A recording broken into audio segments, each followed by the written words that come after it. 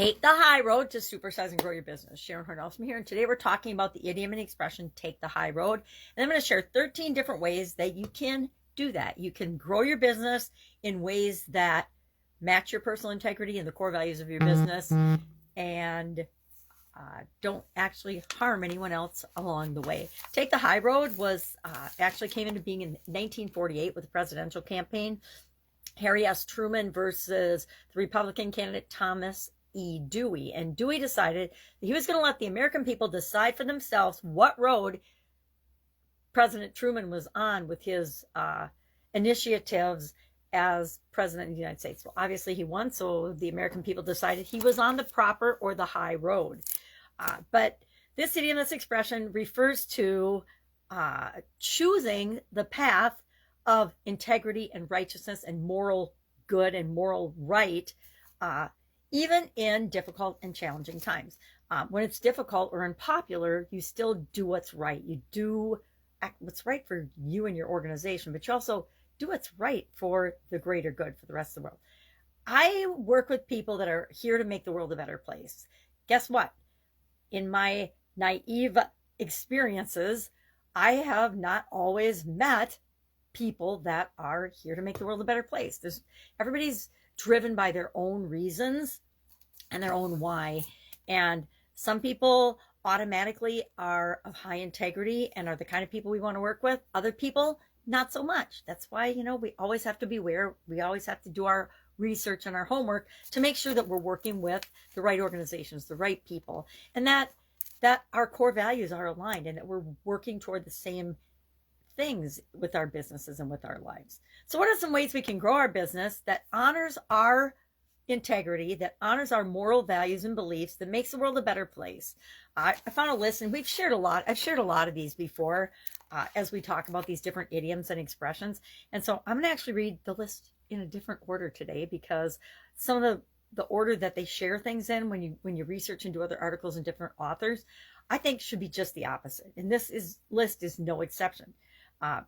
They start with hire the right people, which I 100% agree with. But before you hire the right people, you have to do the last thing on the list, which is research your market, research your competition, know what it is that you're doing by doing a little homework. It's amazing to me how many people will just hang up a shingle and start a business with no real business plan or actual strategy and thought behind what it is they're doing. Oh, I always wanted to have a bar. I always wanted to have a restaurant. I always wanted to have a trinket store. I always wanted to be a travel agent. Whatever it is, there should be some research, some thought behind what it is you want to do, why you want to do it, and how you're going to go about doing it. We want to focus on established revenue streams. Once we do something that's successful, we want to keep doing it, right? If we find a great revenue stream, we want to keep doing that revenue stream and build upon that by adding more revenue streams. We don't want to ignore that and let it dry up when we're growing and building and supersizing our business. We want to reduce our risks. That means we do the things that we need to do, like our research. We have insurance. We get the expert advice and help and support and coaching that we need in order to do the things that we want to do in our business. We need to be adaptable. Absolutely, positively, the COVID-19 pandemic has taught all of us, anybody that's got a business and anybody who's just lived through it, that we have to be adaptable and resourceful and creative in how we move through our life and how we grow and build and supersize our business. We want to focus on our customer experience. I think if you ever do any research and do studies of the most successful companies in the world and in the planet and throughout time, you will find they were the most successful because they actually focused on and served their customers, and they served their customers in a way that felt good and right and of value to them, not how the business thought it should do.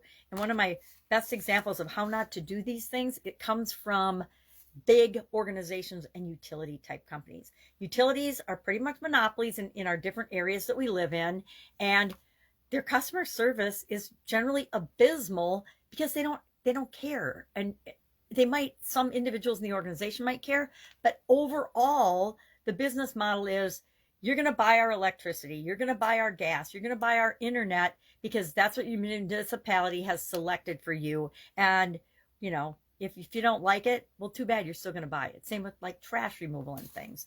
So Don't be like them. Focus on your customer's experience. Invest in yourself. Number 6 or 7 or how many ever we're talking about here.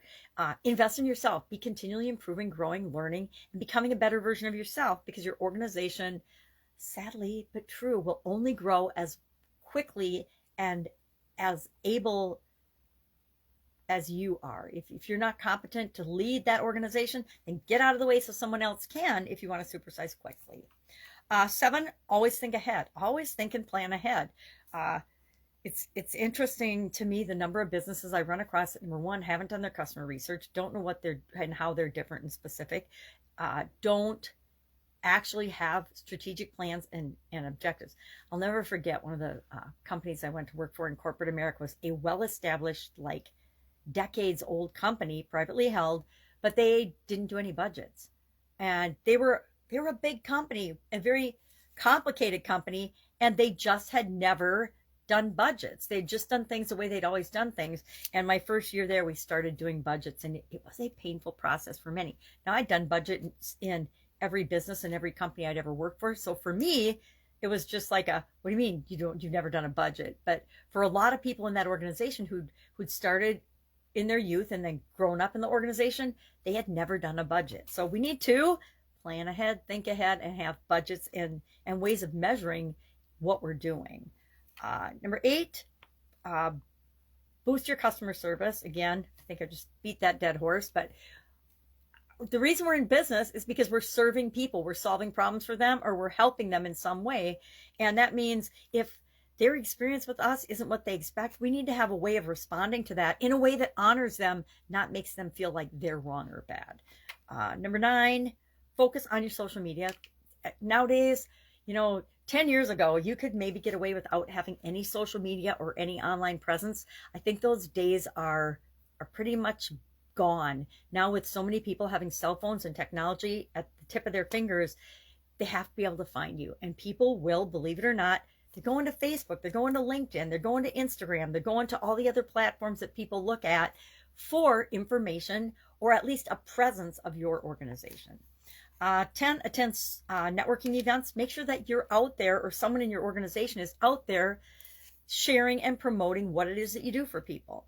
And then practice corporate social responsibility, and you get to define what that is based on your core values and the footprint that you want to leave on the planet and in the world. And finally, hosting local events and local groups is a great way, number 1, to become a part of your community and give back to your community, but also to be known, because there's nothing more powerful than word of mouth and people helping you spread the word about your business.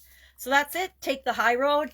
It's really challenging to take the high road, especially in times like right now, when there are so many people and there's so many examples right in our face of people doing what they know is wrong, doing what's wrong, throwing it up in our faces, and then expecting us to just swallow it. And that's when we really need to stick to our guns and our core values and be who we are and be true to ourselves and our organization, because we need to set the example for the world that, guess what? Just because there's some bad performers doesn't mean that's the way the world is. All right, have an awesome day. If I can help you in any way, ask. Otherwise, I will be with you tomorrow with another interesting idiom. What does it mean? Where does it come from? And how might you use it to supersize and grow your business today? Have a great day.